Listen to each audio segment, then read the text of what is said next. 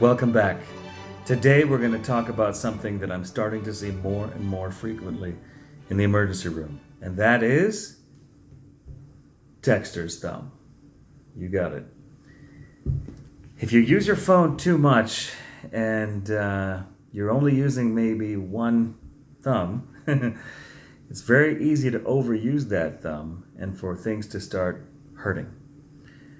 Pretty commonly, I see somebody come into the emergency room who says that their thumb hurts. They don't know why it started hurting, but it just started hurting. They can't remember falling down or twisting their thumb, but the thumb hurts, and they typically point to this region of the thumb. So let's get into a little bit of an anatomical discussion. Okay, so here we have my right hand. And I'm going to teach you a little bit of the anatomy of the hand. First of all, as far as anatomists and doctors, we count the digits in this fashion. Your thumb is referred to as your first digit, second, third, fourth, and fifth digits. More commonly, thumb, index finger, middle finger, ring finger, pinky finger. The thumb has two main bones, whereas your fingers have three main bones. A finger will have a distal phalanx bone, middle phalanx bone, and proximal phalanx bone. Thus, there are two joints in the finger, the distal interphalangeal joint and the proximal interphalangeal joint. The thumb only has two bones, a distal phalanx bone and a proximal phalanx. So the thumb only has one joint, the interphalangeal joint of the thumb.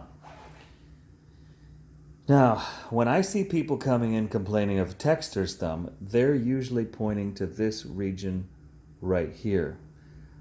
I just Googled texter's thumb on my phone, and I actually found an orthopedic surgeon and some other doctors talking about texter's thumb being the irritation or inflammation of overuse of the tendons and ligaments and so forth around this part of the distal forearm and hand. However, in my clinical practice in the emergency room, I typically see people complaining of pain right here. This joint is the metacarpophalangeal joint of your right hand. A little bit more anatomical information so that I can have this discussion with you. Your wrist has several bones inside it, and we refer to these as the carpal bones. Then you have these long bones that are almost like finger-like bones inside of your hand, and we refer to these bones as the metacarpals. Okay? Your thumb has a first metacarpal bone which connects to the phalanges of the thumb. This joint right here is the joint where I see a lot of people complaining of pain. And this, my friends, is the first metacarpophalangeal joint of the thumb. Now let me show you some diagrams. When I Googled texter's thumb, these are some of the images that came up on my phone. So when you Google it, I'm sure you'll probably see the same. You can see here the first metacarpal bone, proximal phalanx, and distal phalanx of the right thumb. And in this diagram, we see this area here closer to the wrist being highlighted as the area of pain. And when I look this up, it is true many physicians are showing that Decker veins tenosynovitis, or irritation and inflammation of this region is what they're saying is the main diagnosis involved in texter's thumb. However, that's not what I see. What I see, well, let's go to the next one. This next image here is an image for gamekeeper's thumb, which is rupture of one of the small supporting ligaments of the metacarpophalangeal joint of the thumb, or, again, this joint. Okay, I like this one. This is an artwork that shows that metacarpophalangeal joint, and it also shows two of the main ligaments that help to support the joint laterally, the ulnar collateral ligament and the radial collateral ligament. Okay. So this is something I remember from medical school. This bone right here, the bone that comes down and joins or is most closely connected to your thumb, is the radius bone. The bone on the other side of your forearm is the ulna bone. And the ulna bone is kind of most closely associated with your pinky finger. So the two main ligaments that support the lateral sides of the metacarpophalangeal joint of the thumb, or MCP joint, are the radial collateral ligament and the ulnar collateral ligament.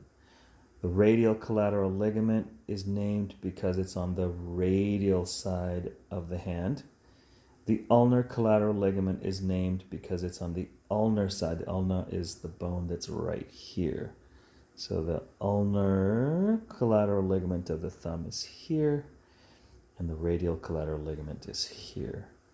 And when you are reaching on your phone to the top of the screen, the left, the right, the bottom of the screen, you can be overusing. It's very frequent and common and easy to overuse your thumb. I hate to say this, but I've actually had texter's thumb, and it's because I try to hold my phone in my one hand only, and I try to reach to the bottom, do whatever I need to do here, as well as reach to the top. And so what has happened to me is, because I've been reaching around the screen too much, I will actually have pain in this area here, particularly on this side and also on this side, because I'm reaching too far this way and I'm reaching too far that way. Texter's thumb, as I see it, is a problem with overuse of your thumb. Larger joints in your body, such as your knees or your shoulders, ankles, are made for repeated use. Your knees are made for walking.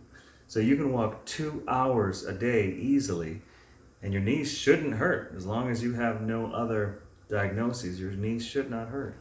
However, if you take your phone and you try to navigate your screen on your phone using just one thumb for too long, you will cause damage. And the damage will be small, repeated overuse damage, mostly involving these small little tiny ligaments that we see here, other tendons, and just everything in that area there. So if you do end up getting texter's thumb, what do you do about it? The first and most important thing, which I think you should know, is you've got to make that diagnosis. Every single patient that I've seen that comes into the emergency room so far is not aware that their phone is the main culprit. In fact, most of them think that, well, maybe I did something when I was chopping food for supper, or maybe I was helping to change a diaper or something like that, and maybe that's how I injured my thumb.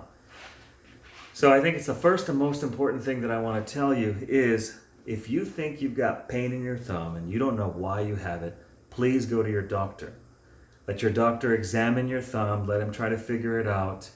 And if you end up with the final diagnosis of texter's thumb, well then what you need to do is rest it. Rest your thumb. Your doctor may provide you with a splint. They may give you some anti-inflammatory medications. Let your doctor decide that. The short version of this is, if you think you have texter's thumb, see your doctor first. Let them help you figure it out.